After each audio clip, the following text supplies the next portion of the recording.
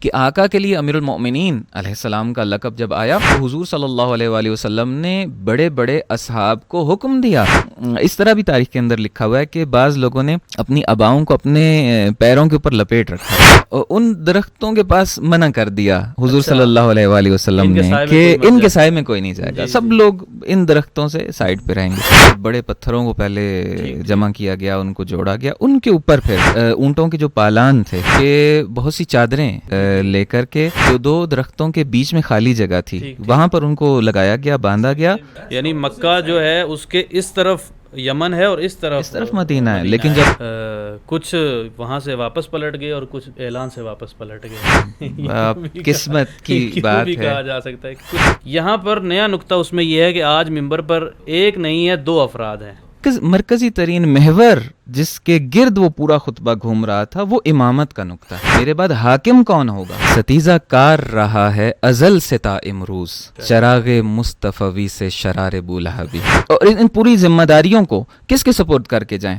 ایسے ہی چھوڑ کے تو نہیں جایا جا سکتا. نہ صرف شیطانی قوتیں اور شیطانی چیلے, جہاں وہ تھے وہاں خود ابلیس بھی آیا ہوا تھا. مولا کا ہاتھ بھی بلند کر دیا گیا, خود مولا کو بلند کر کے دکھا دیا, من کنت مولاہ فعلی مولا. تو یہ اتنا خطبہ نہیں ہے, یہ تو ایک جملہ ہے اس خطبے کا. ولایت امیر المؤمنین علیہ السلام کا ذکر 50 مرتبہ کیا ہے خطبہ غدیر کے اندر. 1,24,000 سے زیادہ اصحاب وہاں پہ جمع تھے, پوری دنیا سے آئے ہوئے, عالم اسلام سے آئے ہوئے. اعوذ باللہ من الشیطان الرجیم, بسم اللہ الرحمن الرحیم. الحمد للہ الذی جعلنا من المتمسکین بولایت امیر المؤمنین علیہ السلام. اللہم صل علی محمد و آل محمد وعجل فرجہم. عید سعید غدیر, عید اللہ الاکبر کی مناسبت سے آپ تمام سامعین اور ناظرین کی خدمت میں ہدیہ تبریک و تہنیت پیش کرتے ہیں. پیام بعثت میڈیا کے پلیٹ فارم کے تحت غدیر کی اس پوڈ کاسٹ میں آپ کی خدمت میں حاضر ہوں احسن الوی. تمام ادیان کے پیروکار جو معتدل ہیں ان کی یہ خواہش ہے کہ ادیان عالم کے پیروکاروں کے درمیان ایک وحدت اور اتحاد کی فضا قائم کی جائے. امت مسلمہ کے درمیان اتحاد و وحدت کے اس بہترین نقطے کا نام غدیر ہے.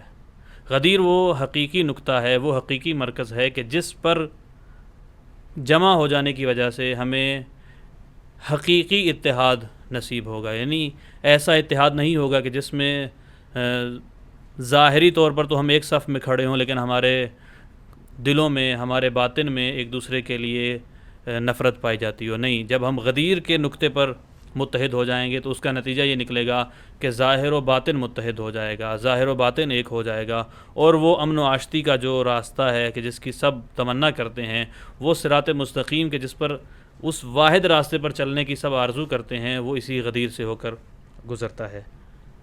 اس غدیر کا سب سے اہم پیغام ولایت امیر المومنین علیہ السلام کا اعلان ہے. رسول گرامی اسلام صلی اللہ علیہ وآلہ وسلم نے آغاز بعثت سے ہی اس ولایت امیر المومنین کا اعلان کرنا شروع کر دیا, اور دعوت ذوالعشیرہ میں ہی ایک اہم نقطہ جو آپ نے بیان کیا وہ ولایت اور وصایت امیر المومنین علیہ السلام کا تھا. اور پھر اس کے ساتھ گزرتے ہوئے زمان کے ساتھ ساتھ پیغمبر گرامی اسلام نے ہر اہم موقع پر اس اہم پیغام کو لوگوں تک پہنچایا, یہاں تک کہ آپ کے آخری حج سے واپسی کے موقع پر کہ جو ظاہری طور پر آپ کی زندگی کے آخری ایام تھے, خداوند متعال نے پیغمبر گرامی اسلام کو بدلے ہوئے لہجے میں یہ اس بات کا حکم دیا کہ اے میرے رسول, آج اس بات کا اعلان کر دیجئے کہ جس کا میں نے آپ کو حکم دیا ہے, اور اگر آپ نے یہ اعلان نہ پہنچایا, یہ پیغام نہ پہنچایا تو فما بلغت رسالتہ, آپ نے رسالت کا کوئی کام ہی نہیں کیا, آپ نے گویا رسالت کی تبلیغ ہی نہیں کی. اس نقطے کو, اس امر ولایت کو اتنی اہمیت دی گئی کہ اسے پوری کار رسالت کا نتیجہ قرار دیا گیا. اسی موضوع پر گفتگو کرنے کے لیے ہمارے ساتھ موجود ہیں جناب حجت الاسلام والمسلمین مولانا محمد زین عباس خان صاحب. آپ کو اس پروگرام میں, اس پوڈ کاسٹ میں خوش آمدید کہتے ہیں, اور آپ کی خدمت میں بھی ایام عید سعید غدیر کی مناسبت سے ہدیہ تبریک و تہنیت پیش کرتے ہیں. بہت شکریہ. سب سے پہلا سوال جو اس مسئلہ غدیر, اس حادثہ اور واقعہ غدیر کے متعلق پوچھا جا سکتا ہے اور سب سامعین و ناظرین کے اذہان میں بھی ہوگا, وہ یہ ہے کہ اس کا پس منظر کیا ہے, کس طریقے سے وہ ماحول بنایا گیا کہ جس میں پیغمبر گرامی اسلام صلی اللہ علیہ وسلم نے غدیر کا اعلان کیا. آیا اچانک کہ آپ کے ذہن میں یہ نکتہ آیا کہ مجھے آج غدیر کے موقع پر یہ پیغام پہنچانا ہے، یا نہیں آپ نے پہلے سے ہی اس کی پلاننگ کی تھی؟ کیونکہ یہ سفر حج ہے جس کی واپسی پر آپ نے اعلان کیا ہے. اس سفر حج پر بھی اور اس کے ضمن میں غدیر کے پس منظر پر بھی روشنی ڈالیے. بہت شکریہ. اعوذ باللہ من الشیطان الرجیم، بسم اللہ الرحمن الرحیم. الحمد لأہلہ والصلاة علی اہلہا، اللہم صلی علی محمد وآل محمد وعجل فرجہم. سب سے پہلے میں آپ کا اور بیست میڈیا کی پوری ٹیم کا شکریہ ادا کرتا ہوں، اور آپ کو اور سامعین اور ناظرین کو عید سعید غدیر کی مناسبت سے ہدیہ تبریک پیش کرتا ہوں. عید اللہ الاکبر ہے، سب سے بڑی عید ہے.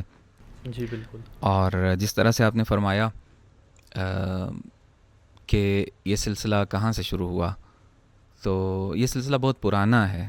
بعنوان مثال آپ دیکھیے کہ دعوت ذوالعشیرہ جب انجام پا رہی تھی، مولا کائنات کا بچپن تھا اس وقت. جی بالکل. اس وقت سے مولا کائنات کی جانشینی کا تذکرہ چلتا رہا، اور طول زمان میں، طول تاریخ میں جو حیات مبارکہ تھی پیغمبر گرامی اسلام صلی اللہ علیہ وآلہ وسلم کی، اس میں مولا کائنات کی نمائندگی، جانشینی اور خلافت اور امامت اور وصایت اس حوالے سے بیان کیا جا چکا تھا.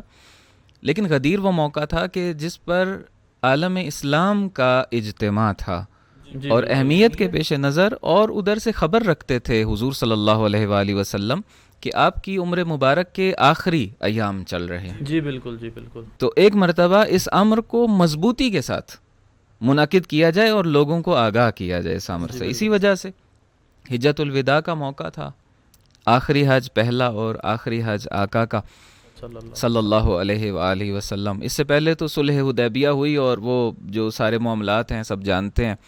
تو اس حج پہ جب تشریف لے کر کے آئے، مولا کائنات یمن میں تھے، اور وہ دین مبین اسلام کی تبلیغ کے سلسلے میں وہاں پر تشریف لے کر کے گئے تھے آقا کے حکم سے. آپ مدینہ سے پیغمبر کے ساتھ نہیں تھے بلکہ یمن. اور بالکل مدینہ سے حضور صلی اللہ علیہ وآلہ وسلم اپنے اصحاب کو لے کے، سب لوگوں کو لے کے مکہ تشریف لے کر کے آئے، اور بہترین طریقے سے حج کے تمام احکام کو بیان کیا، مستحبات کو بیان کیا، عملی طور پر اس کا اجرا کیا، وہاں پہ سب کو حج سکھایا، حج کروایا.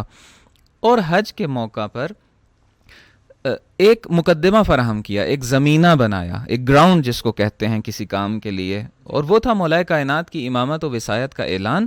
اس کے لیے جو خود مکہ کے اندر یعنی حج کے دوران جو امور انجام پائے آقا حضور صلی اللہ علیہ وآلہ وسلم کی طرف سے، وہ یہ تھے کہ مولا کائنات کے لیے جو انبیاء کی امانتیں تھیں، جی بالکل، اور جو وہاں کے ودائع تھے، انبیاء کے جو میراث تھی کہ جو حضور صلی اللہ علیہ وآلہ وسلم کے پاس تھی، جو حجت خدا کے پاس ہونا چاہیے، حقیقت میراث نبوت تھی، تو وہ جتنی امانتیں تھیں وہ مولا کائنات کے سپرد کیے گئے ہیں. یہ کام ہوا، اور اسی کے ساتھ حضرت جبریل علیہ الصلوۃ والسلام وہاں پہ تشریف لے کر کے آتے ہیں اور کہتے ہیں کہ امیر المؤمنین علیہ الصلوۃ والسلام کا لقب پروردگار نے حضرت علی ابن ابی طالب علیہ السلام کے لیے نازل کیا. اگرچہ یہ لقب پہلے بھی نازل ہو چکا تھا، لیکن یہاں پر خاص بات یہ ہے کہ آقا کے لیے امیر المؤمنین علیہ السلام کا لقب جب آیا تو حضور صلی اللہ علیہ وآلہ وسلم نے بڑے بڑے اصحاب کو حکم دیا کہ آپ جائیں علی ابن ابی طالب علیہ السلام کے پاس اور جا کر سلام کریں اس انداز سے، السلام علیکہ یا امیر المؤمنین. اور اسی طریقے سے بڑے بڑے اصحاب نے پھر یہ لفظ وہاں پر آ کر ادا کیے، السلام علیکہ یا امیر المؤمنین. اور پھر حج کا جب سلسلہ ختم ہوا تو جناب بلال رضوان اللہ تعالی علیہ کے ذریعے سے یہ اعلان آقا صلی اللہ علیہ وآلہ وسلم نے کروایا کہ کل صبح سب لوگ یہاں سے روانہ ہوں گے، سب یہاں سے حرکت کریں، اور غدیر کے میدان میں سب کو اکٹھا ہونا ہے. اب سب کے ذہنوں میں سوال پیدا ہوئے کہ آخر حج ابھی تو ختم ہوا ہے، ابھی مزید کچھ عبادات کریں گے. اور آپ نے اپنے خطبات دے چکے ہیں، بلکہ بعض روایات میں ہے کہ آپ نے مینا میں 2 خطبے دیے. کل ایسا ہے ایک طرح سے جو آپ نے اپنی تقریر کرنی تھی، جو خطبہ دینا تھا وہ دے چکے. اس کے بعد آپ پھر کہہ رہے ہیں کہ مجھے کچھ اور اہم بات کرنی بے ہے. شک بے شک. تو یہ سارا وہ تھا طریقہ کار کہ جس سے لوگوں کے ذہنوں میں تشویش پیدا ہوئی, سوالات ایجاد ہوئے, اور پھر وہ حکم کے مطابق ایک سب چلے. تجسس بھی پیدا ہوا کہ کیا نئی خبر ہے. بے جو شک بے شک. یہاں پر اس نقطے کا بھی اضافہ کرتا چلوں آپ کی اجازت سے, اور ضرور. وہ یہ ہے کہ اگرچہ یہاں پر لقب امیر المومنین علیہ السلام عملی طور پر پریکٹیکلی امیر المومنین علیہ السلام کو دیا گیا ہے, اس میں ایک نقطہ یہ ہے کہ یہ ان القاب میں سے ہے کہ جو صرف امیر المومنین علیہ السلام کے ساتھ بے مخصوص شک ہے, بے شک. کہ حتیٰ کہ باقی 11 اماموں کے لیے بھی یہ لقب استعمال نہیں کیا گیا, اور ائمہ علیہ السلام نے استعمال نہیں کیا, کہا کہ یہ لقب صرف اور صرف جناب علی بن ابی طالب علیہ السلام کے لیے ہے. اور جہاں پر آپ کی اس نسل پاک اور سلالہ طاہرہ کے افراد جو معصوم ہیں انہوں نے اپنے لیے نہیں استعمال کیا, تو کیسے اجازت ہے کہ کوئی دوسرا شخص اس لقب امیر المومنین کو, جیسا کہ ہم دیکھتے ہیں طول تاریخ میں خلفاء اور بادشاہ اپنے لیے استعمال کرتے رہے ہیں, تو قطعاً اس کی اجازت اس اسلامک سسٹم میں نہیں ہے کہ جس کی اہمیت کے لیے یہ غدیر بپا کی گئی ہے. بہت شکریہ, آپ نے بڑے حسن انداز میں اس مقدمے کو بیان کیا کہ اس ماحول میں جو وہاں پر ایک پیغمبر کے اس اعلان کے بعد ایک تجسس جو پیدا ہوا, گویا ایک سرپرائز کسی کیفیت تھی کہ کیا نیا ہونے والا جا رہا ہے. یہاں پر اسی تسلسل کے ساتھ جو اگلا سوال ہمارے ذہنوں میں آتا ہے وہ یہ ہے کہ غدیر کس جگہ پر واقع تھا, اور اسی جگہ کا انتخاب کیوں کیا گیا, اور کیسے پیغمبر نے اس جگہ کا انتخاب کیا اس اعلان ولایت کے لیے. اس جگہ کا جغرافیہ, وہاں کی صورتحال, وہاں پر موجود جو مثلا آب و گیاہ اور ان سب کے متعلق اگر مختصر سی تفصیلات ہیں تو وہ بھی ذکر. جی, یہ ساری چیزیں ایسی ہیں کہ جن کے اندر پیغامات ہیں اور دلچسپ ہیں, یہ باتیں جاننی چاہیے مومنین کو, سامعین و ناظرین کو بھی. انتخاب تو پروردگار کے حکم سے ہوا, وما ینطق عن الہوی ان هو الا وحی یوحی. کوئی دستور, کوئی حکم, کوئی امر پروردگار کے اذن سے, پروردگار کے حکم کے بغیر وہ آقا صادر نہیں فرماتے ہیں. مدینہ کی طرف جب چلیں مکہ سے, تو جحفہ ایک ایسی جگہ تھی کہ جہاں سے رستے جدا ہوتے تھے اور لوگ مختلف سمت میں وہاں سے نکلا کرتے تھے. اس سے کچھ پہلے دائیں طرف, اس اصل رستے کے دائیں طرف یہ جگہ ہے غدیر, اور گرم علاقہ ہے, خشک علاقہ ہے, لیکن کچھ وہاں پہ سایہ دار درخت بھی وہاں پر موجود تھے.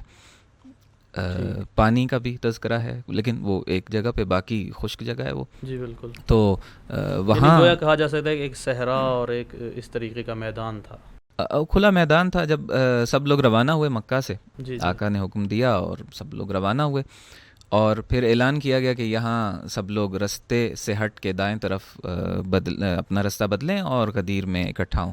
جب سارے غدیر میں پہنچے تو آقا نے حکم دیا منادی کے ذریعے سے کہ اب رک جائیں یہاں پہ. جو لوگ کچھ آگے جا چکے تھے ان کو بلایا گیا کہ آپ لوگ پیچھے آ جائیں, واپس آ جائیں, اور جو لوگ ابھی نہیں پہنچے تھے, پیچھے تھے, ان کا انتظار کیا گیا تاکہ وہ ملحق ہو جائیں.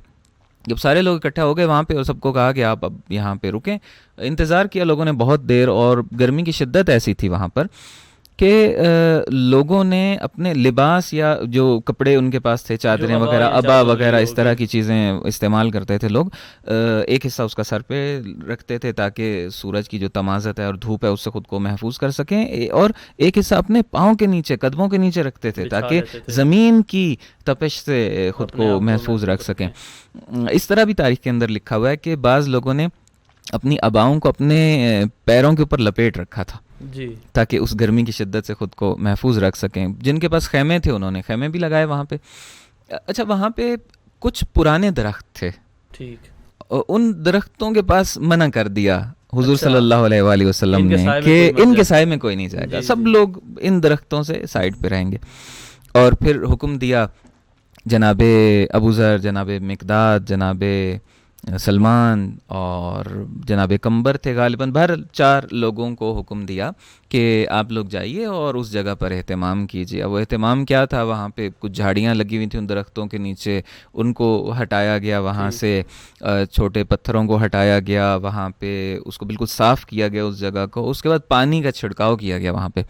جب یہ سب کچھ ہو گیا تو پھر ایک بڑے بڑے پتھر جمع کرنے شروع کیا انہوں نے. اب لوگ دیکھ رہے ہیں کہ یہ سب کچھ کیا ہو رہا ہے, تو وہ در حقیقت ممبر بنایا جا رہا تھا. اچھا, یعنی جو ایک تصور ہے ہمارے ہاں حد اقل مکتب تشیع میں کہ ممبر جو بنایا گیا تھا اس کی کیفیت یہ تھی کہ پہلے اس پر وہ جو وہاں کے پتھر پالانوں تھے کا انہیں جمع کیا گیا. جی جی جی بالکل، یہ ہماری کتب کے اندر موجود ہے کہ بڑے پتھروں کو پہلے جمع کیا گیا، ان کو جوڑا گیا، ان کے اوپر پھر اونٹوں کے جو پالان تھے، جی جی جو اونٹوں کے اوپر ایک کوئی چیز سوار ڈالتے ہونے ہیں کے لیے سوار جس کو ہونے رکھا کے لیے، جاتا ہے، وہ پالان اکٹھا کیے گئے اور ان کو وہاں پہ جوڑا جوڑا گیا. اس کے اوپر چادریں ڈالی گئیں اور بہت ہی خوبصورت ایک ممبر وہاں پہ بنایا گیا، اور اس کے زینے بھی تھے.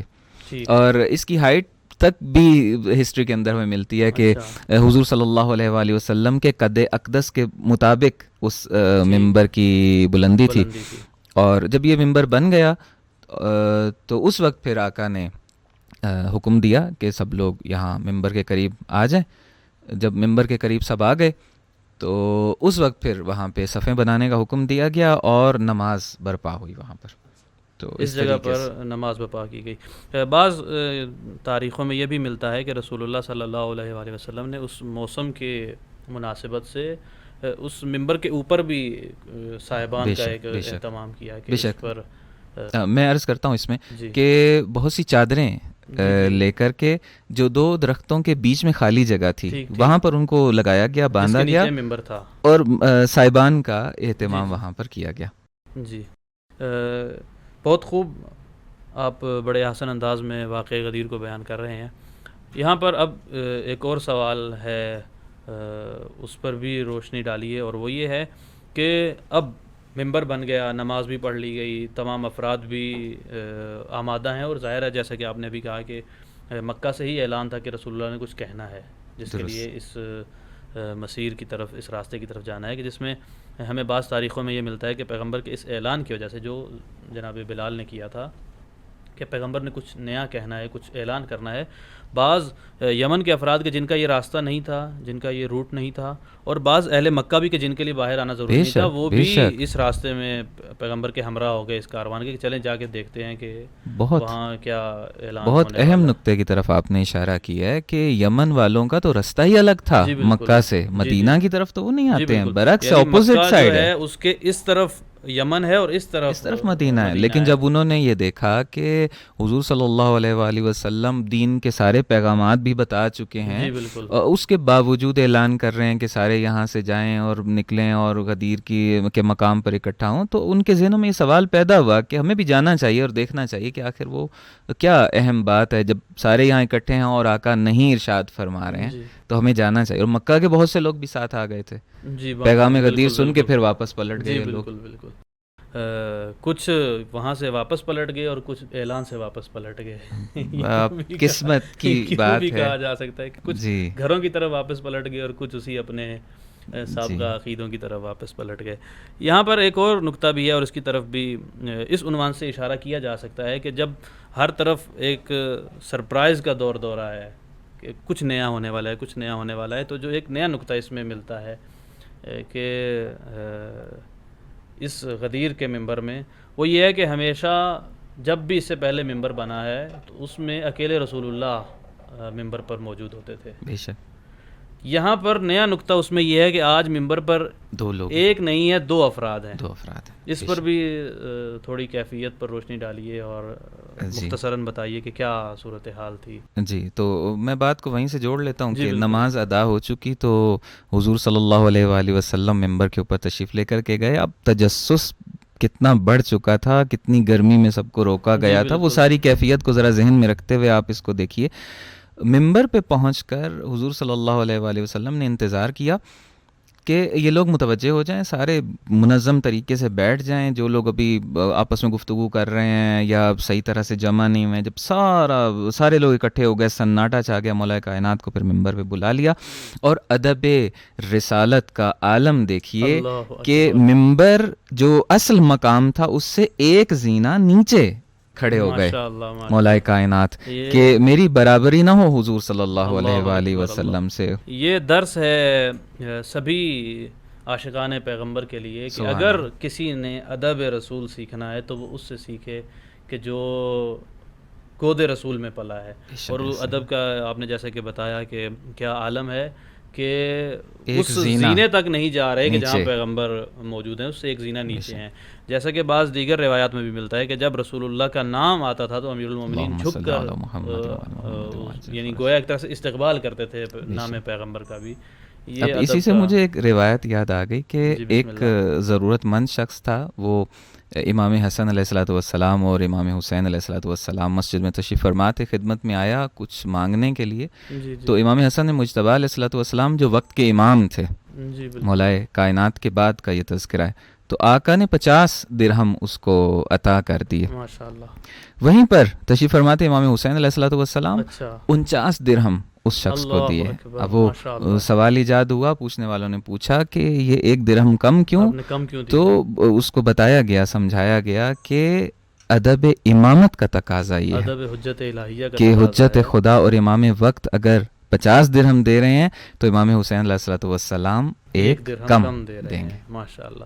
یہ بھی اس پر بھی ایک مفصل گفتگو ہو سکتی ہے واقعاً کہ ہمیں دین کن سے لینا ہے. وہ لوگ کہ جو اس طریقے سے ادب پیغمبر کر رہے ہیں کہ ایک زینہ نیچے کھڑے ہیں، پیغمبر کا نام آ رہا ہے تو جھک جاتے ہیں، اور دوسری طرف وہ ہیں کہ جن کے لیے قرآن کہہ رہا ہے لا ترفعوا اصواتکم فوق صوت النبی. تو یہ واقعاً نکتہ ہے کہ جو غدیر نکتہ وحدت ہے اس میں بہت سارے پیغام ہیں، اور اس میں سے ایک پیغام یہ بھی ہے کہ دیکھیے کون ہے جو ادب پیغمبر انجام دے رہا ہے، اسی سے دین کو لیجئے، اسی سے اپنی ہدایت کا سامان لیجئے. یہیں پر جب غدیر کے منبر تک پہنچ ہی گئے ہیں تو مختصراً اس کی طرف اشارہ کیجئے گا. اس پر پھر ہم مفصل آگے جیسا کہ سامعین کو بھی بتاتے چلیں کہ ہم اگلی پوڈ کاسٹ میں انشاءاللہ خطبہ غدیر کو ڈسکس کریں گے. لیکن آج یہاں پر اس پوڈ کاسٹ میں خلاصتاً یہ بتائیے کہ اگر ہم اس پورے واقعے کا خلاصہ کرنا چاہیں ایک جملے میں، اس خطبہ غدیر کا، اس واقعہ غدیر کا، تو وہ خلاصہ ایک جملے میں چند لفظوں میں کیا ہوگا؟ دیکھیے انشاءاللہ کہ پروردگار کی توفیق سے اور بشرط زندگی اس پورے خطبے کو دیکھنے کی کوشش کریں گے یا اس کے اہم نکات کو. لیکن میں اگر بہت ہی خلاصہ اور نچوڑ عرض کروں اس طولانی خطبے کا، تو مرکزی ترین محور جس کے گرد وہ پورا خطبہ گھوم رہا تھا وہ امامت کا نقطہ ہے. ٹھیک.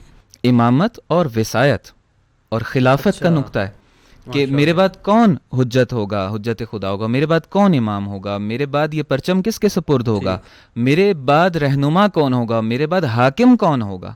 بس یہ مرکزی ترین نقطہ تھا، اور اسی کی مختلف شؤون اور مختلف زاویوں سے اسی کو بیان کیا گیا. بس مرکز اور محور امامت کا نقطہ، امامت اور ولایت کو مرکزی نقطہ، مرکزی حیثیت تھی.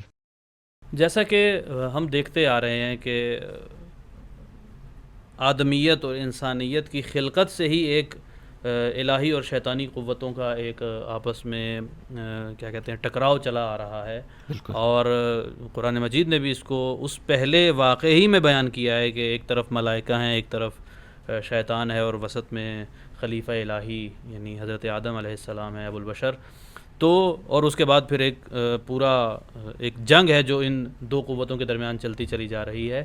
بتائیے اس واقعے غدیر میں بھی کہ جہاں ایک طرف الہی قوت ہے، ایک طرف رحمانی قوت ہے وجود پیغمبر کی شکل میں اور وجود امیر المومنین علیہ السلام کی شکل میں، اور ایک الہی اور رحمانی پیغام دیا جا رہا ہے ولایت و امامت کا، یہاں پر شیطانی قوتوں کا بھی کوئی تذکرہ موجود ہے، ان کا بھی کوئی کیا کہتے ہیں پریکٹیکلی کوئی وہاں پر ظہور نظر آتا ہے ہمیں؟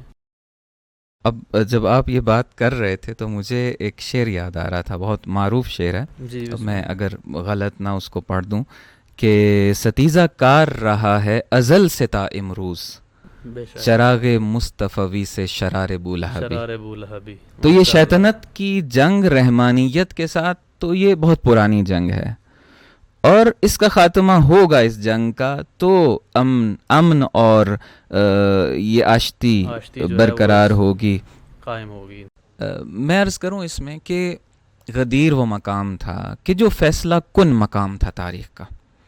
تمام انبیاء کی محنتوں کا نتیجہ غدیر میں نکلنا تھا، اور جتنی تعلیمات تمام انبیاء لے کر کے آئے تھے اس کے آخری پرچمدار آقا حضور صلی اللہ علیہ وآلہ وسلم تھے.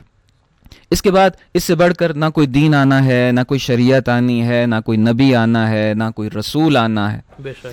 اب اس دین کی حفاظت کے لیے کس کے سپرد کر کے جائیں؟ ان احکامات الہیہ کو، اس امر بالمعروف کو، اس نہی عن المنکر کو، اور اس پورے پروسیس کو، جی بالکل. اور ان پوری ذمہ داریوں کو کس کے سپرد کر کے جائیں؟ ایسے ہی چھوڑ کے تو نہیں جایا جا سکتا. جی بالکل. اب یہ وہ ٹرننگ پوائنٹ تھا، یہ اہم ترین نقطہ تھا تاریخ کا کہ یہاں آخر کیا ہونے جا رہا ہے، کس کے سپرد کرنے جا رہے ہیں. آیا امت خود بعد میں فیصلہ کر لے گی، یا آقا نے ارشاد فرمانا ہے اور آقا نے بتا کے جانا ہے کہ میرے بعد کیا کرنا ہے؟ اب یہاں یہ میں نے بات کس لیے کی، اس لیے عرض کی کہ اہمیت ذرا واضح ہو جائے ناظرین اور سامعین کے لیے. اس اہمیت کے اندر اب آپ آ کر دیکھیے کہ رحمانی قوتیں بھی میدان کے اندر ہیں اور شیطانی قوتیں بھی میدان کے اندر. شیطانی قوتیں نہیں، خود ابلیس میدان کے اندر تھا. جی بالکل. اب میں دو چیزوں کی طرف اشارہ کر دوں، شاید دلچسپی کا باعث بھی ہو سننے والے اور دیکھنے والوں کے لیے، کہ بعض لوگوں نے دیکھا کہ ایک بہت خوبروز شخص ہے اور جو سب کو یہ کہہ رہا ہے، پکڑ پکڑ کے کہہ رہا ہے، سب کے پاس جا رہا ہے کہ دیکھو اپنے چچا زاد بھائی کے امر کو کتنا مضبوطی سے انہوں نے قائم کر دی ہے، اب دیکھو کہ اس سے پیچھے نہ ہٹ جانا، واپس نہ پلٹ جانا، اور اس طرح کے جملے. تو ایک صحابی رسول صلی اللہ علیہ وسلم آقا کی خدمت میں حاضر ہوئے اور پوچھا اور بتایا کہ یہ شخص جو ہے آپ نے سنا ہے کہ کیا بات کر رہا ہے. آقا نے ارشاد فرمایا کہ ہاں مجھے معلوم ہے، آپ بتائیے کہ آپ جانتے ہیں یا نہیں جانتے ہیں یہ کون ہے. تو انہوں نے لا علمی کا اظہار کیا. ظاہر ہے کہ اس مقام جناب جبریل علیہ السلام کو سمجھنے کے لیے خاص بصیرت اور خاص نگاہ اور خاص قلب کی ضرورت ہے. بالکل بالکل. تو آقا نے ارشاد فرمایا کہ یہ حضرت جبریل ہیں جو آئے ہوئے ہیں علیہ الصلوۃ والسلام، اور دیکھیے کہ جو یہ کہہ رہے ہیں اس پر کاربند بھی رہیے گا. بالکل بالکل. اچھا، یہ بھی ایک طرف سن رہے ہو تو اب اس پر عمل بھی کرنا ہے، اس بات کو مضبوطی سے تھام کے رکھنا ہے، اس رستے سے نہیں ہٹنا ہے. جی بالکل. دوسری طرف سے نہ صرف شیطانی قوتیں اور شیطانی چیلے، بلاخر اس کے جن و انس کے اندر نمائندے تو ہیں موجود، شیاطین جن و انس ہیں، بلاخر جہاں وہ تھے وہاں خود ابلیس بھی آیا ہوا تھا. اچھا. اور یہ ہماری روایات کے اندر موجود ہے. ابلیس وہاں پہ آیا ہوا تھا جب غدیر کے میدان میں مولا کائنات کی امامت کا اعلان ہو گیا اور کہہ دیا من کنتو مولا ہو فہذا علی مولا. مولا کا ہاتھ بھی بلند کر دیا گیا، خود مولا کو بلند کر کے دکھا دیا. وہ سارا طولانی خطبہ ارشاد ہو گیا. تو اس وقت ابلیس کے بعض چیلوں نے اس پر طنز کیا. اچھا. کہ دیکھا تمہارے ہاتھ سے نکل گیا معاملہ، وہ تو اپنے بعد انتظام کر کے جا رہے ہیں. تم آدم علیہ السلام سے لے کر اور آج تک گمراہ کر رہے تھے، اور آج بھی تمہیں یہ تھا کہ کیا ہوگا اور کیا نہیں ہوگا، اور وہ تو بڑی مضبوطی سے اپنے بعد وہ پرچم سپرد کر کے جا رہے ہیں کہ پرچم تو سرنگوں نہیں ہوگا. وہی بات مضبوط ہاتھوں میں دے کر جا رہا ہے. وہی بات. تو اب ابلیس نے کوئی جواب نہیں دیا ہے، ابلیس نے کوئی جواب نہیں دیا ہے، ناراض ہو گیا اور ناراض ہو کے منہ موڑ کے چلا گیا وہاں سے. بعد میں جب حضور صلی اللہ علیہ وآلہ وسلم رحلت فرما گئے اس دنیا سے، اور اس وقت کے پھر معاملات سب کے سامنے ہیں کہ کیا ہوا، اور امت اکٹھی ہوئی اور بہت سے لوگوں نے جو بھی فیصلہ جات کیے وہاں پہ، اس وقت ابلیس آیا اور اس نے پھر اپنے چیلوں کو دوبارہ اکٹھا کیا اور اس وقت جواب دیا. غدیر میں خاموش ہو کے چلا گیا تھا. کہا دیکھا میری پلاننگ کیسی، میں نے آدم کو جنت سے نکلوایا تھا اور آج دیکھو میں نے کیا کر دیا، ڈائیورٹ کر دیا لوگوں کو. ٹھیک ٹھیک. اور میں عملی کر کے دکھا رہا ہوں پریکٹیکلی کہ دیکھو میں نے کیا کیا. بات بڑی سخت ہے. اب ہماری روایات میں تو اس طرح سے بھی ملتا ہے کہ وہ جو شیاطین تھے جو اس کے شاگرد ہوں گے یا جو بھی ہوں گے، بہرحال اب وہ تفصیل ہم کیا جانیں، انہوں نے باقاعدہ پھر ابلیس کے سامنے سجدہ کیا کہ ہاں مان گئے تمہیں، مان گئے تمہیں. اس کی گویا ایک طرح سے اس کی عظمت کا اقرار کیا.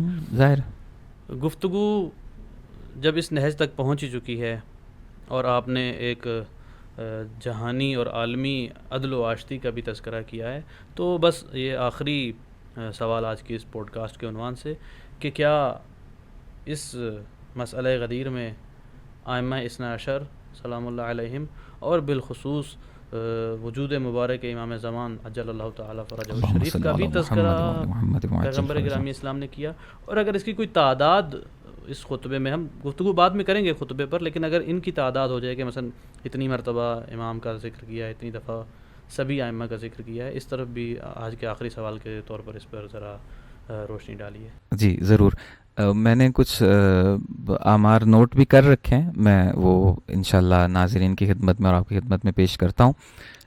جیسا کہ عرض کیا کہ یہ ایک طولانی خطبہ تھا۔ ہمارے ہاں جو کانسیپٹ ہے کہ غدیر کے اندر مولا کو ممبر پہ بلا کر اعلان کیا کہ من کنت مولاہ فہذا علی مولا، یا من کنت مولاہ فعلی مولا، جی جی، تو یہ اتنا خطبہ نہیں ہے، یہ تو ایک جملہ ہے اس خطبے کا، طولانی خطبے کا ایک جملہ ایک جملہ ہے۔ خطبہ اتنا طولانی تھا، ذرا اس کا ڈیٹا آپ ذرا سن لیجئے میرے سے۔ اس خطبے کے اندر 110 مرتبہ صفات پروردگار کا تذکرہ کیا ہے رسول اللہ صلی اللہ علیہ وآلہ وسلم نے، جو کہ مرکز دین ہے، مرکز تو یعنی بے شک توحید ایسے کے عنوان سے اتنا اس کے بعد 10 مرتبہ مقام پیغمبری کا اظہار کیا ہے حضور صلی اللہ علیہ وآلہ وسلم نے۔ ولایت امیر المؤمنین علیہ السلام کا ذکر 50 مرتبہ کیا ہے خطبہ غدیر کے اندر۔ آپ توجہ فرما رہے یہ ہیں سامعین اور ناظرین، 50 مرتبہ جو ہے بیان کرتے ہیں کہ بس 50 مرتبہ مختلف انداز میں، مختلف لفظوں میں جی جی، ولایت ائمہ اطہار علیہ السلام، صرف مولا کائنات کی ولایت نہیں، وہ انشاءاللہ ہم اگلی پوڈ کاسٹ میں بیان کریں گے خطبے کو، تو آپ سنیے گا، وہاں پہ ائمہ اطہار علیہ السلام کا تذکرہ ہوا ہے، ائمہ اطہار علیہ السلام کے بارے میں بیعت لی گئی ہے غدیر کے اندر۔ اچھا، ولایت ائمہ علیہ السلام کا تذکرہ 10 مرتبہ ہوا ہے خطبہ غدیر کے اندر۔ اسی طریقے سے ہمارے وقت کے امام علیہ الصلوۃ والسلام، حضرت امام زمانہ علیہ الصلوۃ والسلام، امام مہدی علیہ الصلوۃ والسلام کا ذکر 20 مرتبہ کیا ہے آقا صلی اللہ علیہ وآلہ وسلم نے۔ شاید یہ سمجھانا چاہ رہے تھے، بتانا چاہ رہے تھے غدیر کے میدان میں کہ اگر کوئی سازش کر بھی لے، اینڈ اور اختتام والعاقبۃ للمتقین، جی جی بالکل، اور ہمارا مہدی آئے گا، پرچم حق کو، پرچم غدیر کو سر بلند کریں گے، دنیا پر عالمی حکومت ہماری قائم ہوگی، الہی حکومت قائم ہوگی۔ شیعیان اہل بیت اور دشمنان اہل بیت کا 25 مرتبہ تذکرہ ہوا ہے خطبہ غدیر میں۔ قرآن مجید کی تفسیر، پھر حلال و حرام 20 مرتبہ بیان کیے آقا نے۔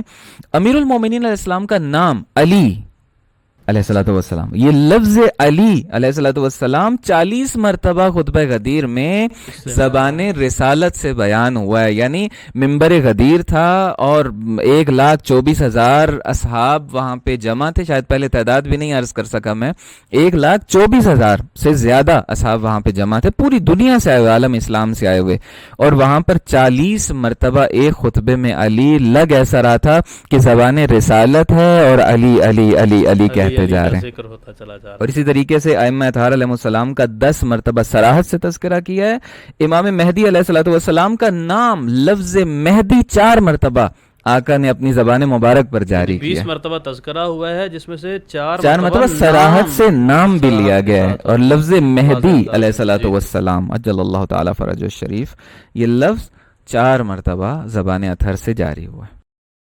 شکریہ آقا آپ کا، آپ نے بہت ہی اچھے انداز میں غدیر کے، بلکہ یوں کہا جائے کہ مقدمہ غدیر کے جو نکات تھے ان کو بیان کیا ہے۔ آج کی اس پوڈ کاسٹ کو اسی نقطے پر ختم کرتے ہیں کہ تذکرہ ہو رہا ہے وجود امام زمان عجل اللہ تعالی فرجہ الشریف کا، کہ جن کے لیے سب منتظر ہیں۔ تو غدیر کا اعلان یہی ہے کہ تم پہلے کے مقابلے میں تو اپنی مرضی سے کسی کو خلیفہ بنا سکتے ہو، لیکن ان کے آخری کے مقابلے میں تم کبھی بھی اپنی مرضی سے خلیفہ نہیں بنا سکتے۔ اسی نقطے کے ساتھ آج کی اس پوڈ کاسٹ کا اختتام کرتے ہیں۔ والسلام علیکم ورحمۃ اللہ وبرکاتہ۔